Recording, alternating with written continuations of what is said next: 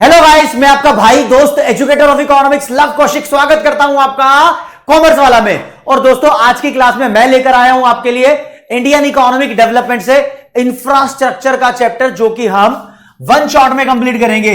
यानी एक वीडियो में आपका पूरा चैप्टर खत्म हो जाएगा, ज्यादा बड़ी वीडियो नहीं होने वाली है। इंफ्रास्ट्रक्चर को शुरू करने से पहले इस वर्ड की खाल खोलेंगे, यानी बाल की खाल निकालते हैं जैसे, तो वर्ड के धागे खोलेंगे।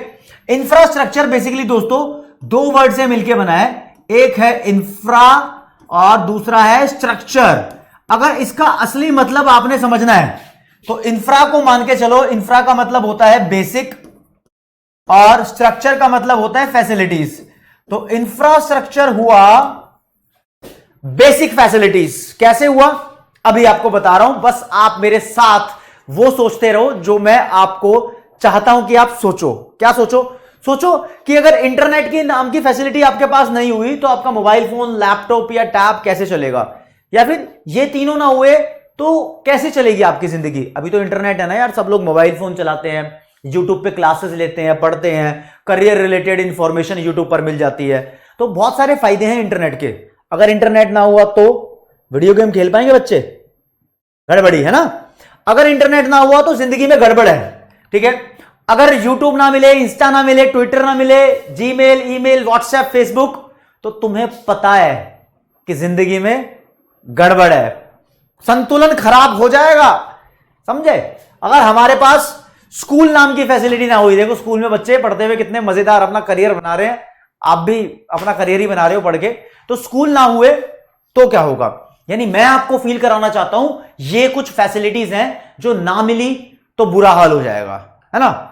हॉस्पिटल्स ना मिले, स्कूल तो बता दिया, बच्चे खेलते हैं, स्पोर्ट्स एक्टिविटीज ना हुई, भाई हेल्थ के लिए हॉस्पिटल की एक्टिविटी भी जरूरत है। अगर ये सब चीजें ना हुई जिंदगी में तो जिंदगी बिल्कुल खाली खाली सी, अधूरी सी, बेकार सी लगेगी। और अगर ये चीजें जिस देश में होती हैं और बढ़िया क्वालिटी की होती हैं, उस देश की तरक्की भी अव्वल दर्जे की होती है। तो बस दोस्तों, जो जो चीजें मैंने आपको दिखाई हैं वही होती हैं इंफ्रास्ट्रक्चर। इंफ्रास्ट्रक्चर का मतलब उन सभी फैसिलिटीज से है जो हमारी जिंदगी को आसान बना रही हैं, हमारे देश की तरक्की में योगदान दे रही हैं। और अच्छे शब्दों में डिफाइन करो तो इंफ्रास्ट्रक्चर कॉम्बिनेशन ऑफ फैसिलिटीज है जो एक कंट्री की डेवलपमेंट के लिए जरूरी होता है। अब कंट्री की डेवलपमेंट तो तब होगी ना जब इंसानों की डेवलपमेंट होगी। तो इंफ्रास्ट्रक्चर पहले लोगों की जिंदगी को आसान और बेहतर बनाता है, उसकी वजह से कंट्री डेवलप होती है। अब सिर्फ ये फैसिलिटीज नहीं, इसके अलावा बहुत कुछ है यार। एडवर्टाइजमेंट की फैसिलिटी भी होती है, ट्रांसपोर्टेशन की है, इंश्योरेंस की है, बैंकिंग की है, सड़क है, हाईवे है, फ्लाईओवर है। ये सब चीजें वो फैसिलिटीज हैं जो एक देश की तरक्की में अपना योगदान देती हैं। इन सब चीजों को बोलते हैं इंफ्रास्ट्रक्चर। यही नहीं, मोबाइल फोन, आपकी टेलीकम्युनिकेशन सर्विस इंफ्रास्ट्रक्चर है। अब तुम्हारे घर में बिजली है, इंफ्रास्ट्रक्चर है। वाटर फैसिलिटी इंफ्रास्ट्रक्चर है। हेल्थ फैसिलिटी इंफ्रास्ट्रक्चर है। तो दोस्तों, इंफ्रास्ट्रक्चर का चैप्टर पढ़ने से पहले इस वर्ड का मतलब आपको क्रिस्टल क्लियर होना चाहिए। तो आपके सामने कुछ और एग्जांपल लिखे जो आपकी प्रॉपर्टी आपको दिख रही है ना, लाइफ आसान बना रही है।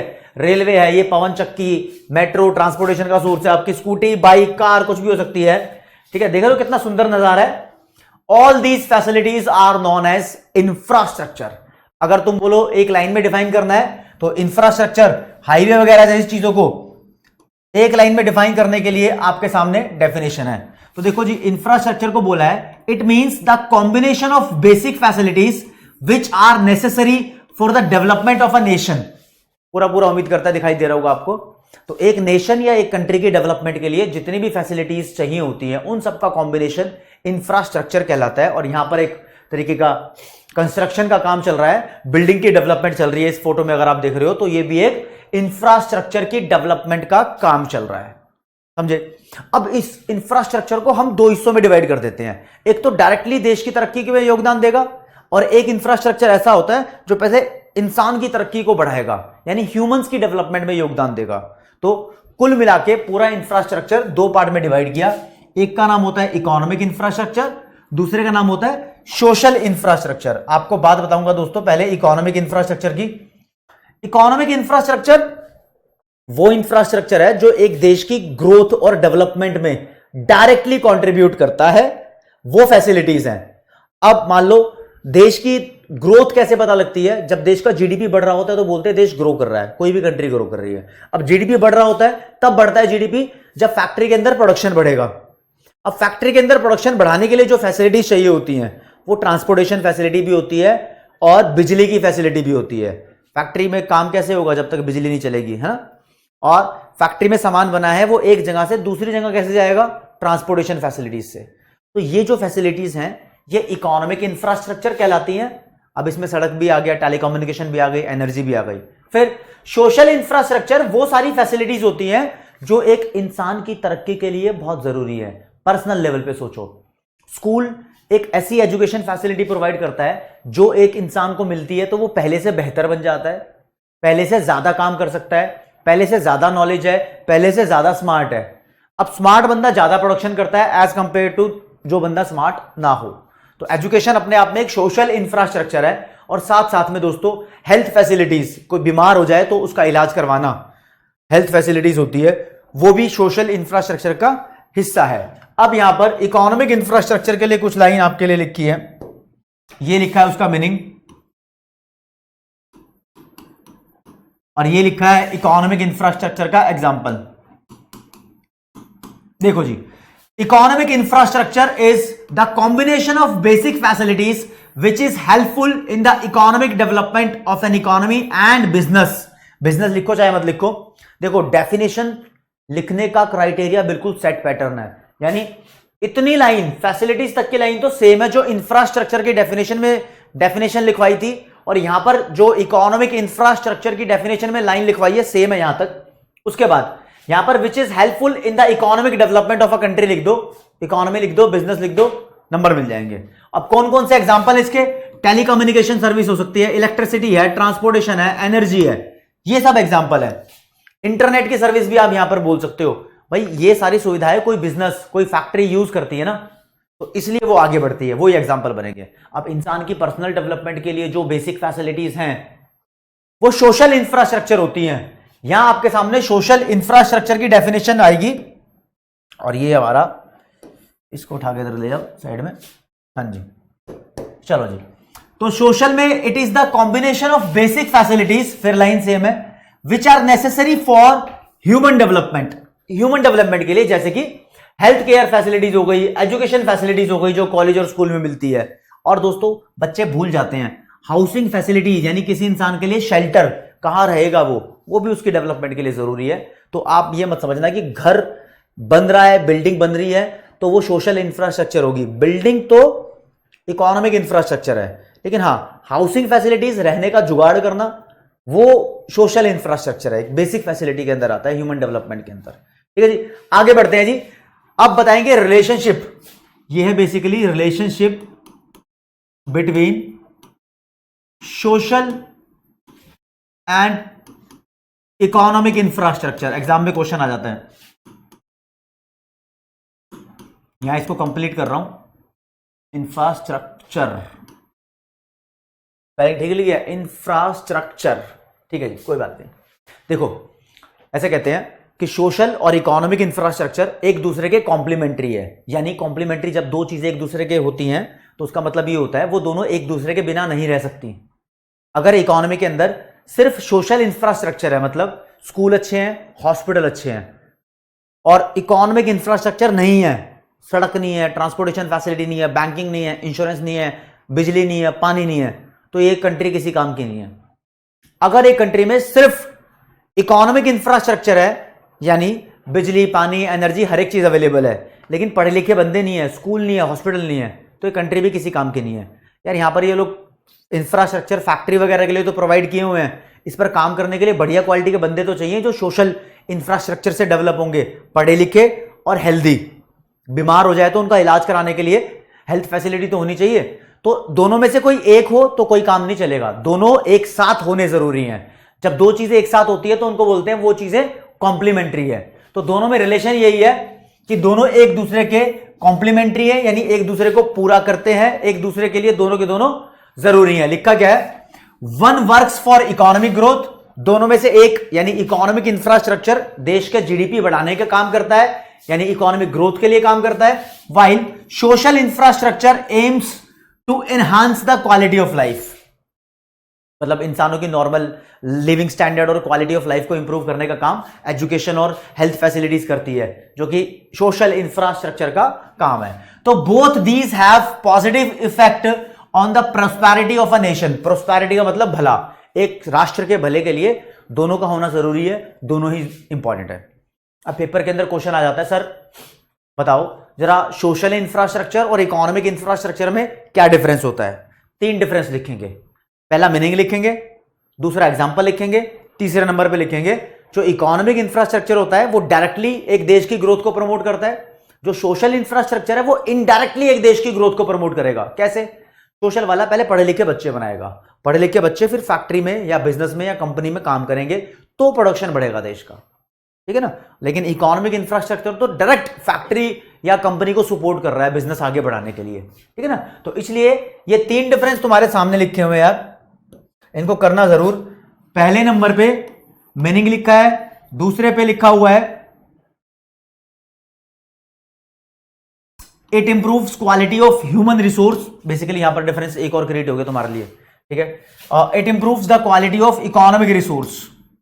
यहां पर इकोनॉमिक रिसोर्स यानी फैक्ट्री वगैरह की क्वालिटी इंप्रूव होती है और यहां पर इंसानों की क्वालिटी इंप्रूव होती है। तो चौथे नंबर का और बना सकते हो आप, ठीक है। डेफिनेशन नहीं लिखी यहां पर डिफरेंस में, तीसरे नंबर पे एग्जांपल लिखे हुए हैं। डेफिनेशन नहीं लिखी तो चौथे नंबर का डेफिनेशन का भी आप बना सकते हो, यानी ये डायरेक्टली प्रमोट करता है ग्रोथ को या इनडायरेक्टली प्रमोट करता है, ठीक है। डायरेक्टली का मतलब फ्रॉम इनसाइड और इनडायरेक्टली का मतलब फ्रॉम आउटसाइड, वो सोशल ये इकोनॉमिक। This is important. अगर आप सोच रहे हो कि सर ये लिखा हुआ है आपको क्या स्क्रीनशॉट लेना पड़ेगा इसका, नहीं, जो भी नोट्स आपको मिल रहे हैं आपको स्क्रीनशॉट लेने की जरूरत नहीं है। आपको जो भी चीजें मैं यहां पर लिख कर दे रहा हूं वो चीजें आपको पीडब्ल्यू की एंड्रॉइड ऐप पर नोट्स की फॉर्म में मिलने वाली हैं। तो लिंक आपको डिस्क्रिप्शन में दिया हुआ है, आप वहां जाकर ले सकते हो। ऊपर से आपको डेली प्रैक्टिस पेपर्स मिलते हैं, यानी डीपीपीज मिलती है। जो चैप्टर करा रहा हूं उसके क्वेश्चंस की प्रैक्टिस करके आप अपनी तैयारी को स्ट्रांग बना सकते हो।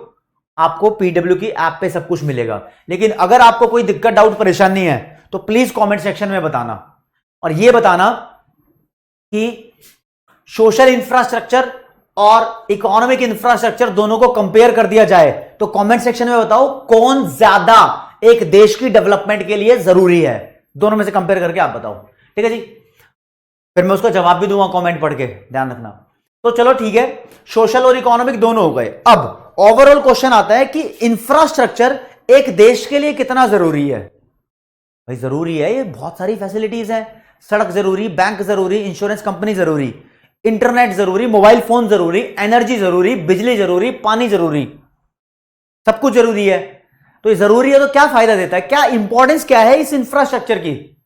एक तो हमारी क्वालिटी ऑफ लाइफ इंप्रूव करता है, स्टैंडर्ड ऑफ लिविंग इंप्रूव करता है ना। हेल्थ फैसिलिटीज है तो हम ज्यादा दिनों तक जिंदा रह सकते हैं, लाइफ एक्सपेक्टेंसी इंप्रूव करता है। दूसरा, कहीं पर इंफ्रास्ट्रक्चर का रोड बनाने का काम चल रहा है, सड़क बनाने का काम चल रहा है, नदियों का काम चल रहा है, डैम बनाने का काम चल रहा है, कोई भी इंफ्रास्ट्रक्चर का प्रोजेक्ट चल रहा है, वहां पर लोगों को नौकरियां भी मिलती है, एम्प्लॉयमेंट भी मिलती है। और यार दो देशों को कंपेयर कर लो, एक कंट्री का इंफ्रास्ट्रक्चर बिल्कुल खराब है, मतलब देखने में अच्छी है ही नहीं, वाहियात है। एक कंट्री का इंफ्रास्ट्रक्चर बहुत बढ़िया है, मस्त सड़कें हैं, मस्त इंटरनेट चलता है, मस्त हॉस्पिटल है, मस्त स्कूल है। तो इन दोनों को कंपेयर करेंगे ना तो इस वाली कंट्री के अंदर विदेशी लोग ज्यादा पैसा इन्वेस्ट करेंगे, अपनी कंपनी खोलेंगे, इसमें नहीं खोलेंगे क्योंकि यहां पर उसको लगता है कि ज्यादा बेनिफिट होगा, ज्यादा प्रॉफिट होगा, अच्छे लोग समझदार लोग यहां रहते हैं, जहां उसका बिजनेस जल्दी बूस्ट कर जाएगा क्योंकि यहां फैसिलिटीज ज्यादा है। तो जिस कंट्री का इंफ्रास्ट्रक्चर ज्यादा होता है उस कंट्री में इन्वेस्टमेंट भी ज्यादा होती है। तो इंफ्रास्ट्रक्चर के एग्रीकल्चर में भी फायदे हैं, इंडस्ट्री में भी फायदे हैं, बहुत जगह फायदे हैं। तो अगला टॉपिक दोस्तों आपके सामने इंपॉर्टेंस ऑफ इंफ्रास्ट्रक्चर है। मुझे पक्का पता है कि यहां पर हरे हरे खेत आपको दिखाई दे रहे हैं, लेकिन उसके ऊपर क्या लिखा हुआ है वो दिखाई नहीं दे रहा। तो इस चीज को मैं आपको पढ़ के बताऊंगा कि क्या लिखा है, और यूज करेंगे यहां पर ब्लैक कलर का यूज करेंगे दोस्तों। इंपॉर्टेंस ऑफ इंफ्रास्ट्रक्चर है, पेपर में क्वेश्चन आता है, बड़ा इंपॉर्टेंट क्वेश्चन आता है जो लिख रहा हूं यहां पर। क्वेश्चन आता है इंफ्रास्ट्रक्चर पूरा लिख देता हूं, contributes to the economic development of a country या of a nation। एक देश की डेवलपमेंट में इंफ्रास्ट्रक्चर कंट्रीब्यूट करता है कैसे, तो उसकी इंपॉर्टेंस यहां पर बतानी है। कुछ पॉइंट्स लिखे हैं, लाइक इंफ्रास्ट्रक्चर से एग्रीकल्चरल डेवलपमेंट मिलती है, पहला पॉइंट ये है।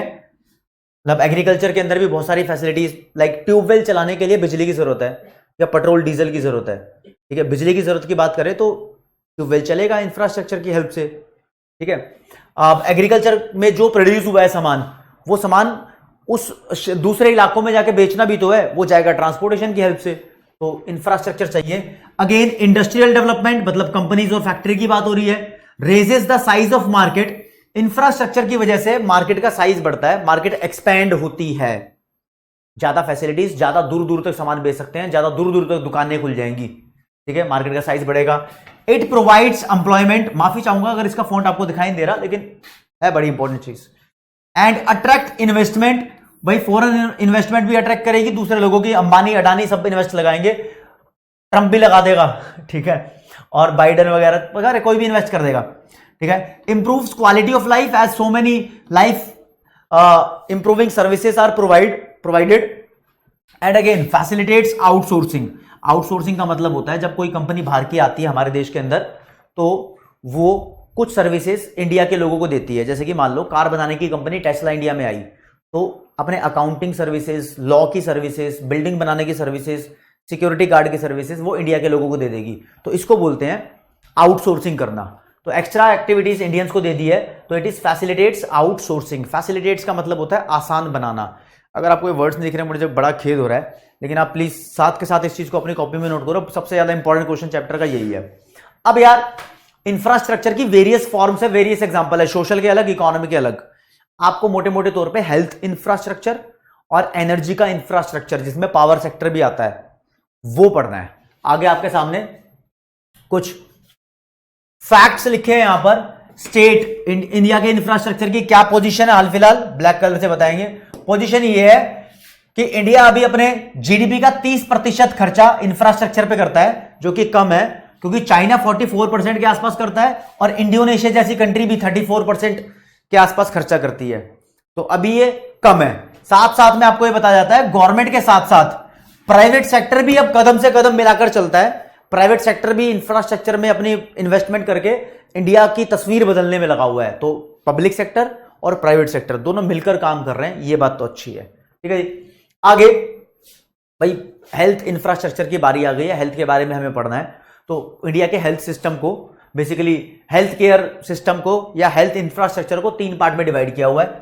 एक होता है प्राइमरी हेल्थ केयर, और ये primary health care actually service है, primary health care services, secondary health care services, tertiary health care services. ये कैसे डिवाइड किया आपको बताता हूं। देखो, जब कोई बंदा बीमार होता है वो डॉक्टर के पास दवाई लेने के लिए जाता है, हेल्थ है ना, दवाई लेने के लिए जाता है। किसी किसी की बीमारी इतनी खतरनाक होती है कि उसको ऑपरेशन कराना पड़ता है, सर्जरी करानी पड़ती है, तो उस हिसाब से जो मेडिकल फैसिलिटीज प्रोवाइड की जाती है, उस हिसाब से पूरे इलाज कराने वाले सिस्टम को, इलाज करने वाले सिस्टम को 3 पार्ट में डिवाइड किया हुआ है। अगर किसी बंदे को दवाई की जानकारी लेनी हो, अवेयरनेस लेनी हो, या बीमारी की जानकारी लेनी हो, या छोटी मोटी दवाई लेनी हो बुखार की, तो वो बंदा प्राइमरी हेल्थ केयर सेंटर पे जाता है। प्राइमरी हेल्थ केयर सेंटर आसपास से कोई डॉक्टर की दुकान भी हो सकती है, लेकिन सरकार जो प्रोवाइड कर रही है वो भी छोटे मोटे प्राइमरी हेल्थ केयर सेंटर आपके घर के आसपास हो सकते हैं। लेकिन आपको इलाज कराने के लिए अगर एक्सरे की जरूरत पड़ रही है, सर्जरी कह रहा हूं, सर्जरी नहीं, ईसीजी की जरूरत पड़ रही है, डॉक्टर ने बोला है कि ये कराना पड़ेगा, और ये उस डॉक्टर के पास अवेलेबल नहीं है जिसने आपको बोला है कि ईसीजी करा कर लाओ, एक्सरे करा कर लाओ, तो जिसके पास नहीं है वो तो प्राइमरी हेल्थ केयर हो गया। प्राइमरी हेल्थ केयर के पास हम कंसल्टेंसी के लिए जाते हैं, छोटी मोटी दवाई लेने के लिए जाते हैं। तो जहां पर ईसीजी और एक्सरे हो रहा होगा, चाहे वो डिस्पेंसरी हो चाहे वो हॉस्पिटल हो, उसको बोलेंगे सेकेंडरी हेल्थ केयर हॉस्पिटल। अब जिस हॉस्पिटल या जिस हेल्थ केयर सेंटर के अंदर बड़े बड़े फैसिलिटीज प्रोवाइड हो और उसके अंदर बड़े बड़े लेवल के ऑपरेशन सर्जरी की जाती हो, नए नए इक्विपमेंट्स हो, भारी भारी मशीन हो, एम्स हो गया, पीजीआई हो गया, ऐसे इंस्टीट्यूट्स को बोलते हैं टर्शरी हेल्थ केयर सेंटर्स। तो इन तीनों के बारे में आपको पढ़ना है, छोटे छोटे फैक्ट पढ़ने हैं, ज्यादा डीप नहीं पढ़ना है। सबसे पहले आपके सामने पेश किया गया primary health care. Primary health care के अंदर यार मैटरनल भी आते हैं और चाइल्ड हेल्थ केयर सेंटर भी आते हैं, बच्चों की बीमारी का इलाज भी, और मैटरनल भी इसके अंदर आते हैं। इसके अंदर क्या क्या मिलता है आपको? एसेंशियल ड्रग्स का मतलब दवाई, जो बुखार की जरूरी दवाई है। इम्यूनाइजेशन मतलब विटामिन सी की गोलियां मिल जाती हैं जिससे इम्यूनिटी बढ़ती है। ठीक है। और यहां पर ही लोगों को एजुकेट किया जाता है बीमारी के बारे में, और कैसे बीमारी को कंट्रोल करना है, कैसे प्रिवेंट करना है, वो बताया जाता है। बहुत बेसिक सी बात है, ठीक है। सेकेंडरी हेल्थ केयर सेंटर के अंदर बात करें तो यहां पर आपको कुछ फैसिलिटीज मिलेगी, जैसे छोटी मोटी सर्जरी हो जाएगी, एक्सरे हो जाएगा, ईसीजी हो जाएगी। तो ये प्राइमरी हेल्थ केयर सेंटर से बेटर फैसिलिटीज यहां पर प्रोवाइड की जाती है।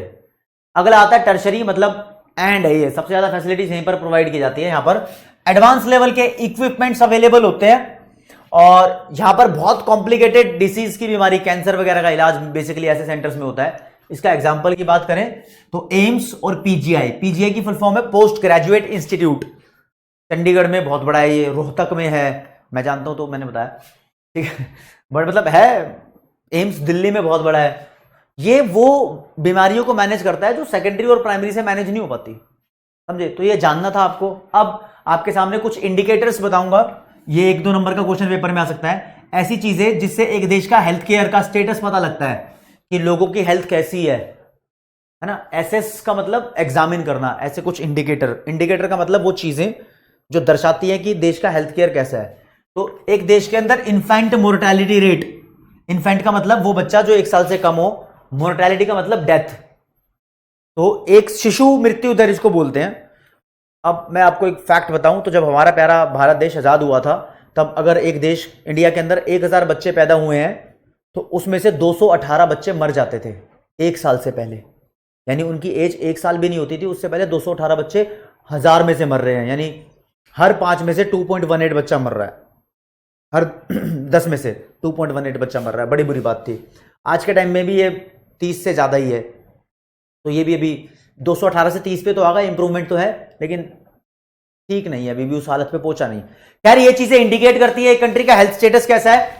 मैटरनल मोर्टेलिटी रेट भी, जब मां बनने की स्टेज पर होती है तब लेडीज एक्सपायर हो जाती है, उसकी दर को बोलते हैं लाइफ एक्सपेक्टेंसी। एक बंदा कितने वर्ष जीने की इच्छा रख सकता है एक देश के अंदर। इंडिया के अंदर लगभग अभी 69 ईयर्स है, चल रही है। चाइना के अंदर 75 प्लस है, पाकिस्तान के अंदर 67 या 68 है।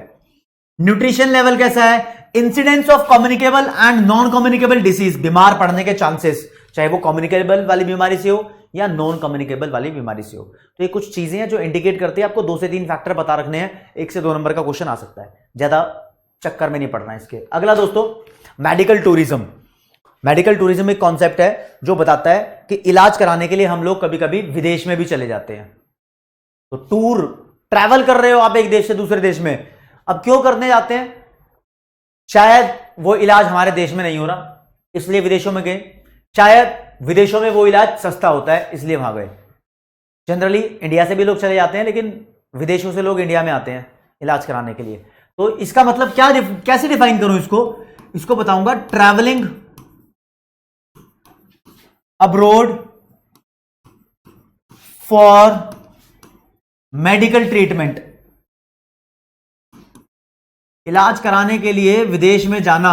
मैंने देखा संजय दत्त वाली मूवी जिसमें रणवीर कपूर था, हाँ वही था, वो अपनी मम्मी का इलाज कराने के लिए अमेरिका जाते हैं, तो वो मेडिकल टूरिज्म था। ठीक है जी। इसके अलावा कुछ एक्सपर्ट्स, हेल्थ की बात कर रहा हूं, एक ऐसा इंडिकेटर यूज करते हैं, इंडिकेटर बाइक में भी होता है, गाड़ी में भी होता है, जो बताता है कि लेफ्ट कहां जाना है, राइट कहां जाना है, तो वो कुछ इंडिकेट ही करता है ना। तो कुछ एक्सपर्ट्स एक इंडिकेटर यूज करते हैं जो बताता है कि एक बीमारी से एक बंदा कितने साल तक डिसेबल रहा, परेशान रहा।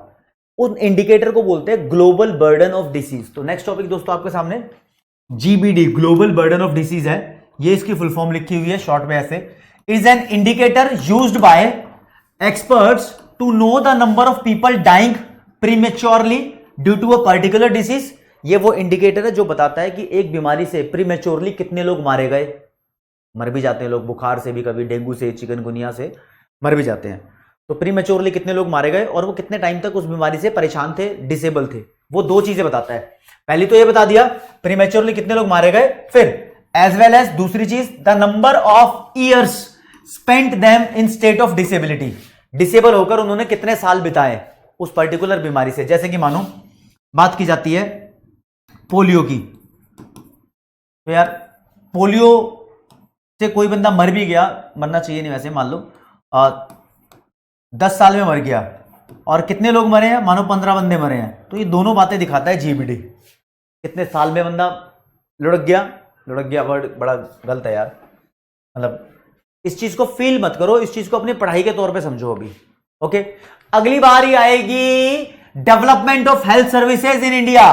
क्या कुछ तरक्की हुई है हेल्थ सेक्टर में? जी हां, बिल्कुल तरक्की हुई है, देखने लायक है। डेथ रेट पहले से कम हो गई है, आजादी के टाइम से तो बहुत ज्यादा कम हो गई है। और rise in expectancy of life, life expectancy rate बढ़ गया है। आपको बताऊं, आजादी से कंपेयर कर लूं क्या, जब हमारा देश आजाद हुआ था तो लगभग 44 ईयर्स थी हमारी लाइफ एक्सपेक्टेंसी रेट, अब वो 69 है, तो बहुत ही बढ़ गई है। ठीक है, decline in infant mortality rate, ये भी बताया था अभी, और कंट्रोल ओवर डेडली डिसीज, मौत के घाट उतार देने वाली बीमारियों से लड़ना सीख लिया है भारत ने, ये भी एक इंप्रूवमेंट है। और बहुत सारी इंप्रूवमेंट्स, आपको 2-3 पॉइंट ध्यान रखने हैं। अब हेल्थ एक इमर्जिंग चैलेंज है, ये हेल्थ सेक्टर की लिमिटेशन है, ये सबसे ज्यादा इंपॉर्टेंट क्वेश्चन है। अब देखो आपको बताऊं, इंडिया के अंदर यार रूरल एरिया, गांव वाला एरिया ज्यादा है। Around 67% of Indian population is still living in the village economy, और शहर वाली जगह कम है, शहर में कम लोग रहते हैं। लेकिन आपको बताऊं, लगभग 70% मान लो लोग गांव में रहते हैं, लगभग 30% मान लो लोग शहर में रहते हैं। ये डेटा एग्जैक्ट नहीं है, लेकिन लगभग 70% हॉस्पिटल शहर में है, 30% गांव में है। तो देख रहे हो, जहां 70% लोग रहते हैं वहां तो 30% हेल्थ है, और जहां 30% रहते हैं वहां पर 70% हॉस्पिटल है। तो ज्यादा सुविधा शहर में, कम सुविधा गांव के अंदर। ये इनइक्वालिटी है, ये प्रॉब्लम है हमारे देश के हेल्थ केयर सिस्टम की। तो health as a emerging challenge बढ़ रहा है, लिमिटेशन ऑफ हेल्थ सर्विसेज मान लो, तो ये है unequal distribution of health care services. यानी अगर बात की जाए हेल्थ केयर, मतलब अर्बन एरिया और रूरल एरिया की बात की जाए तो इसको अर्बन रूरल डिवाइड बोलते हैं। अर्बन एरिया में लगभग 70% के आसपास हॉस्पिटल है, इसमें 30% के आसपास हॉस्पिटल है गांव वालों में, जबकि 70% के आसपास लोग गांव में रहते हैं। फिर increasing privatisation of health services, ज्यादातर हॉस्पिटल अब प्राइवेट सेक्टर के खुल रहे हैं, जो कि महंगे महंगे चार्ज लगाते हैं, बंदे इनके रेट से परेशान रहते हैं, महंगा इलाज होता है। अगर सरकारी हैं तो पुअर सैनिटेशन लेवल, साफ सफाई बड़ी गंदगी मची रहती है सरकारी हैं तो, ठीक है।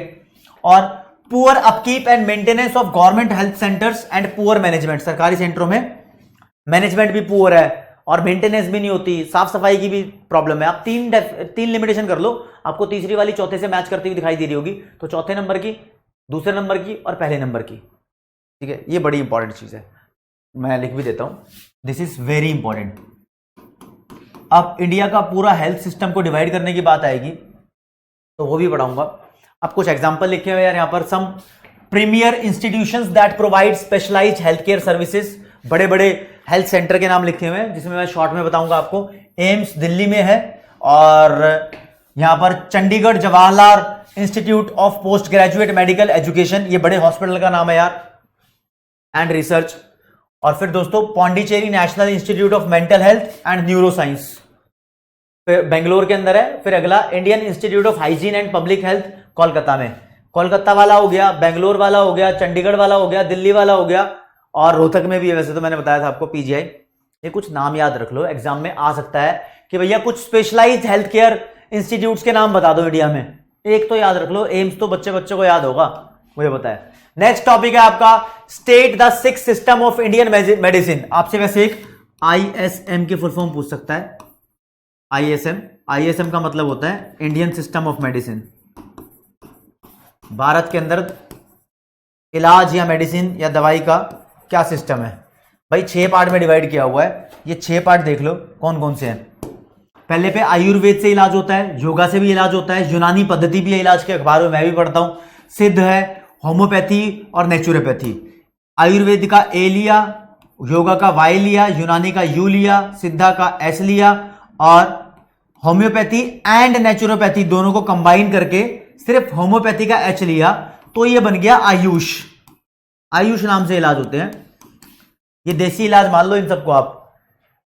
इसके अलावा जो हम डॉक्टर के पास इलाज कराने जाते हैं ना, उसको एलोपैथी बोलते हैं, वो अलग है इन चीज से। तो इंडियन सिस्टम ऑफ मेडिसिन बताना था, this one is also important. और आगे बढ़ते हैं दोस्तों। अब मैंने बताया कि आपको हेल्थ पढ़ लिया, एनर्जी पढ़ेंगे। एनर्जी बहुत इंपॉर्टेंट है। एनर्जी के आपने साइंस में सोर्स पढ़ रखे होंगे, रिन्यूएबल होते हैं, नॉन रिन्यूएबल होते हैं। रिन्यूएबल एनर्जी वो होती है जो बार बार बन सकती है, रिन्यूएबल वो होती है जो नॉन रिन्यूएबल वो होती है जो बार बार नहीं बन सकती। यहां पर आपको ध्यान देना है, एक एनर्जी के सोर्सेस कमर्शियल होते हैं जिनको तुम ट्रेड कर सकते हो, बेच सकते हो। कुछ सोर्स ऑफ एनर्जी ऐसे होते हैं जो नॉन कमर्शियल है, उसको नहीं बेच सकते। गाय का गोबर एनर्जी प्रोवाइड करता है लेकिन खरीदा बेचा नहीं जाता, ठीक है। पेट्रोल एनर्जी प्रोवाइड करता है लेकिन खरीदा और बेचा जाता है। तो petrol commercial source of energy है और गाय का गोबर non commercial source of energy है। काउ डंग बोल लो, ऑर्गेनिक मैन्योर वगैरह कुछ बोल सकते हो, ठीक है। फिर एनर्जी के सोर्सेज को और दो पार्ट में डिवाइड किया हुआ है, एक होते हैं कन्वेंशनल और दूसरे होते हैं नॉन कन्वेंशनल। सच बताऊं, सबके सब बच्चे ज्यादातर कंफ्यूज होते हैं कि कन्वेंशनल और non conventional sources of energy होते क्या है। सर ये क्लियर कर दो, मैं करता हूं। भाई कन्वेंशनल सोर्स ऑफ एनर्जी वो सोर्स ऑफ एनर्जी है जो बहुत लंबे टाइम से यूज होते आ रहे हैं, बहुत पुराने हैं और उनको दोबारा नहीं बना सकते। ओल्ड होने के साथ साथ नॉन रिन्यूएबल होते हैं। और नॉन कन्वेंशनल वो है जो रिसेंट टाइम में डेवलप हुए हैं और वो रिन्यूएबल है, ठीक है। तो इस बात को समझो अभी डेफिनेशन के साथ। तो यहां देखो कैटेगरी कर रखी है, ये कन्वेंशनल लिखे हैं, ये नॉन कन्वेंशनल लिखे हैं, चलो जी। फिर कमर्शियल यहां लिखे हैं, नॉन कमर्शियल यहां लिखे हैं। रिन्यूएबल और नॉन रिन्यूएबल मत करना, कोई दिक्कत नहीं है, ठीक है। प्राइमरी सेकेंडरी के अलावा भी ये इंपॉर्टेंट है जो करने हैं आपको। तो conventional source include both commercial and non commercial, दोनों ही इसके अंदर आते हैं जो नीचे बता रखे हैं। और बताऊं तो नॉन रिन्यूएबल भी इसमें आते हैं, नॉन रिन्यूएबल, ठीक है। जैसे कि नेशनल गैस हो गया, यहां पर ये नेचुरल गैस है, कोयला, पेट्रोलियम, ये नॉन रिन्यूएबल दोबारा नहीं बन सकते आसानी से, बहुत लंबा समय लगता है। और नॉन कन्वेंशनल वाले रिन्यूएबल होते हैं। देखो नॉन है तो यहां नॉन नहीं लगेगा, अब यहां नॉन है तो यहां नॉन नहीं लगेगा। इस चीज के थ्रू आप याद कर सकते हो, ठीक है। ये वो सोर्सेस है जो बार बार बन सकते हैं, wind energy, solar energy, biomass और टाइडल एनर्जी। बच्चे को पता है विंड एनर्जी होता है ना, पंखा से घूमता है, वो समुद्र के आसपास चल रहा होता है, तो विंड पावर भी जनरेट होती है उससे। तो पावर भी अपने आप में एक एनर्जी का ही एग्जांपल है। पावर को अच्छे से पढ़ना है यहां पर। कमर्शियल वो चीजें जो बेची जा सकती है, कोल, पेट्रोलियम, इलेक्ट्रिसिटी।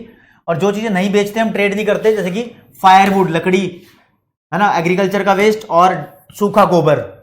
डंग का मतलब क्या होता है? गोबर होता है, ठीक है जी।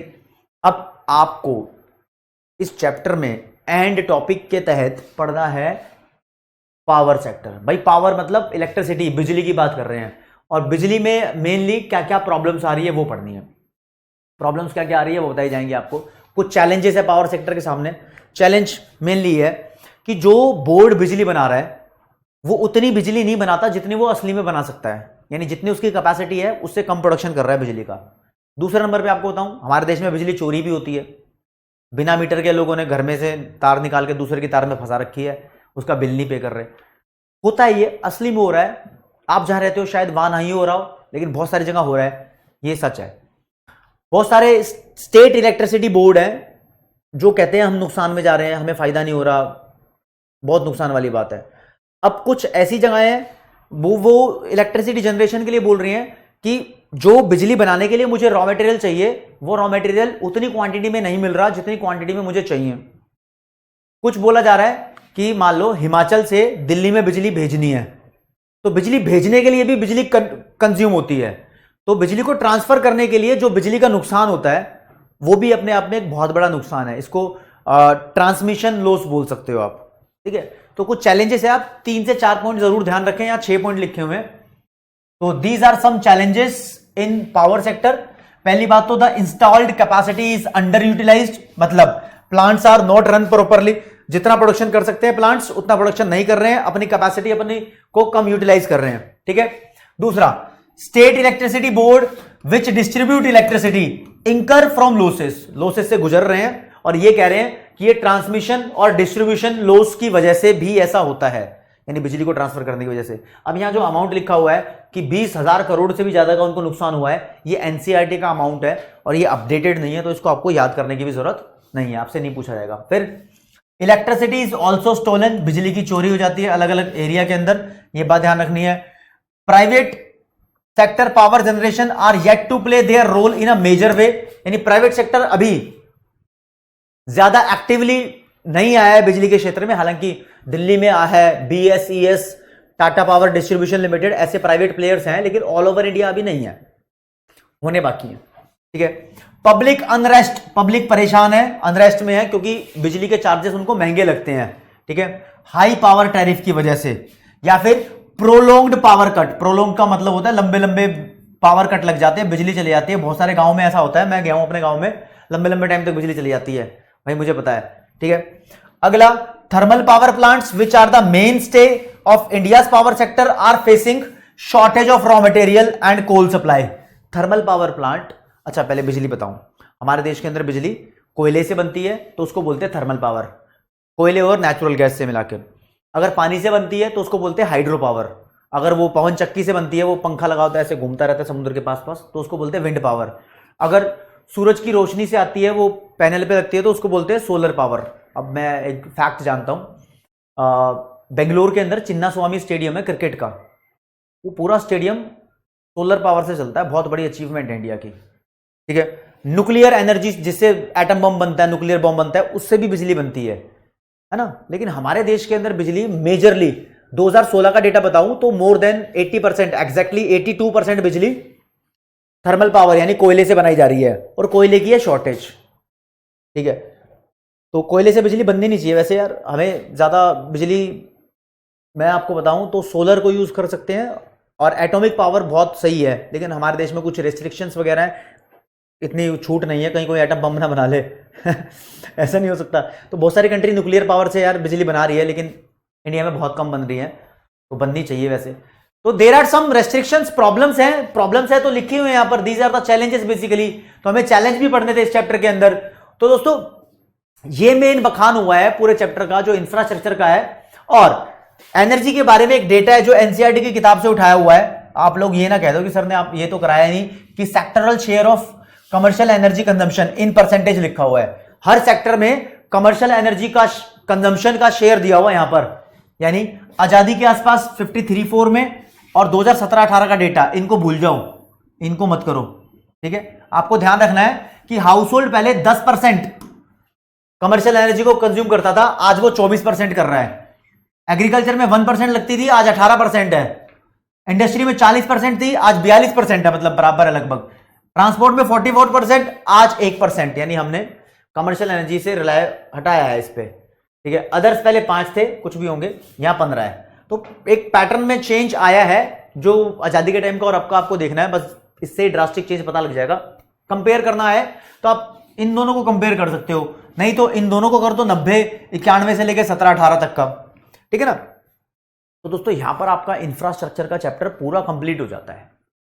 इसमें सबसे ज्यादा इंपॉर्टेंट अगर मैं आपको बताऊं तो, थैंक यू से पहले इंपॉर्टेंट सुन लो, वेरी इंपॉर्टेंट टॉपिक जो इस चैप्टर के हैं। सबसे पहले पे पेन का कलर चेंज करूंगा, जो आपको छोड़ने नहीं है बिल्कुल भी, वो इंफ्रास्ट्रक्चर की इंपॉर्टेंस है, ठीक है, जो बहुत हल्की हल्की दिख रही है आपको। दूसरे पे सोशल और इकोनॉमिक इंफ्रास्ट्रक्चर के बारे में आ सकता है। तीसरे पे हेल्थ सेक्टर में जो प्रॉब्लम चल रही है, हेल्थ सेक्टर की प्रॉब्लम, रूरल अर्बन डिवाइड वाली, मतलब प्राइवेट सेक्टर बहुत महंगा इलाज चार्ज करता है, रूरल एरिया में हॉस्पिटल 30% के आसपास है, तो हेल्थ सेक्टर में जो प्रॉब्लम्स आ रही है वो इंपॉर्टेंट है। मतलब इंपॉर्टेंट तो बहुत कुछ है चैप्टर के अंदर, लेकिन दीज 3 आर माय फेवरेट, ठीक है। और जिन बच्चों के स्कूल के अंदर पावर सेक्टर आता है, मतलब जिनके सिलेबस में है पावर सेक्टर, सबके सिलेबस में शायद नहीं है, लेकिन है, तो पावर सेक्टर के चैलेंजेस भी उतने ही इक्वली इंपॉर्टेंट है जितना है थर्ड टॉपिक है। तो आज की क्लास में दोस्तों इतना ही। अगर आपको कोई दिक्कत, प्रॉब्लम, परेशानी है तो कमेंट सेक्शन में प्लीज बता दो। तब तक के लिए जय हिंद, जय भारत, नमस्कार, धन्यवाद।